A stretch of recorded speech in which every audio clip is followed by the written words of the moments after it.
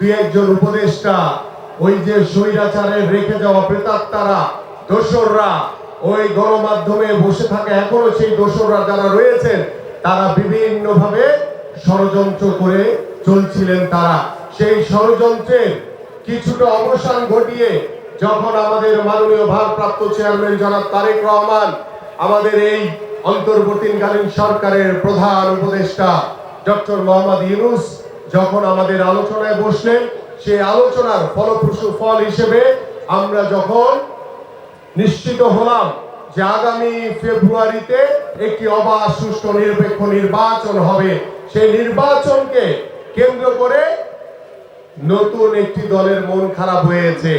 আবার ইসলামিক দল বলে যে এখন এই দেশের পরিস্থিতিতে কিসের নির্বাচন। ওই ইসলামিক দল সকালে একটা বলে, বিকালে আর একটা বলে। তাদের নিজের কথারই কোনো স্থিরতা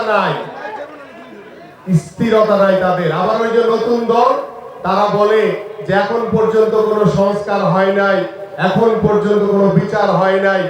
আমরা ওই সংস্কারের পক্ষে রয়েছি, আমরা সেই বিচারের পক্ষে রয়েছি, কিন্তু তাদের ভয় যে বাংলাদেশের সবচেয়ে জনপ্রিয় দল হচ্ছে বিএনপি। আগামী নির্বাচনে ফেব্রুয়ারিতে যে নির্বাচন অনুষ্ঠিত হবে, সে নির্বাচনে অংশগ্রহণ করার মাধ্যমে এদেশের জনগণের ভোটে নির্বাচিত হয়ে সরকার গঠন করবে।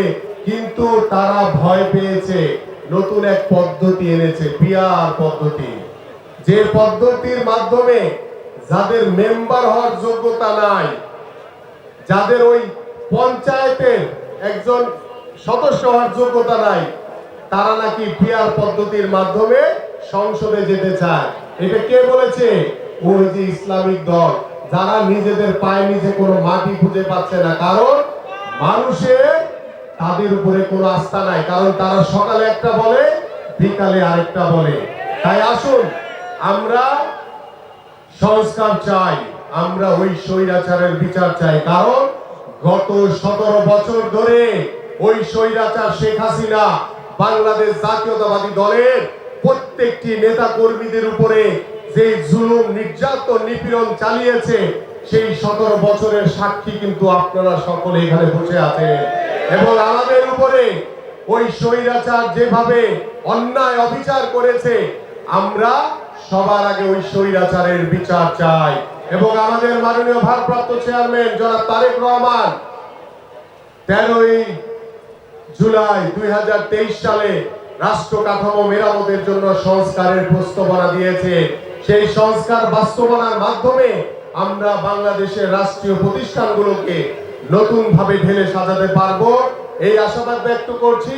পাশাপাশি আপনাদের কাছে আহ্বান করব, আপনারা সকলে ঐক্যবদ্ধ থাকবেন, সতর্ক থাকবেন, কারণ ওই স্বৈরাচারের দোসররা এখন পর্যন্ত আমাদের বিভিন্ন জায়গায় ষড়যন্ত্র করে আমাদের এই নির্বাচনকে পিছিয়ে দেওয়ার জন্য অপচেষ্টা করে যাচ্ছে।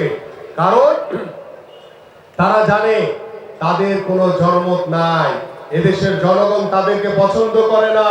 এবং নতুন কিছু দল, কিছু ইসলামিক দল, তারা ওই ষড়যন্ত্রের সাথে যুক্ত হয়েছে। সেই ষড়যন্ত্রের মাধ্যমে তারা নির্বাচনকে পিছিয়ে দেওয়ার চেষ্টা করছে। বাট আমরা দৃঢ়ভাবে সকল ষড়যন্ত্র মোকাবেলা করে ইনশাআল্লাহ আগামী ফেব্রুয়ারিতে বাংলাদেশের মাটিতে একটি অবাধ সুষ্ঠু নির্বাচন হবে। সেই জনগণের সরকারের নেতৃত্ব দিবেন আমাদের মাননীয় ভারপ্রাপ্ত চেয়ারম্যান জনাব তারেক রহমান। আমি আশাবাদ ব্যক্ত করছি আজকের এই বৃক্ষরোপণ কর্মসূচির মাধ্যমে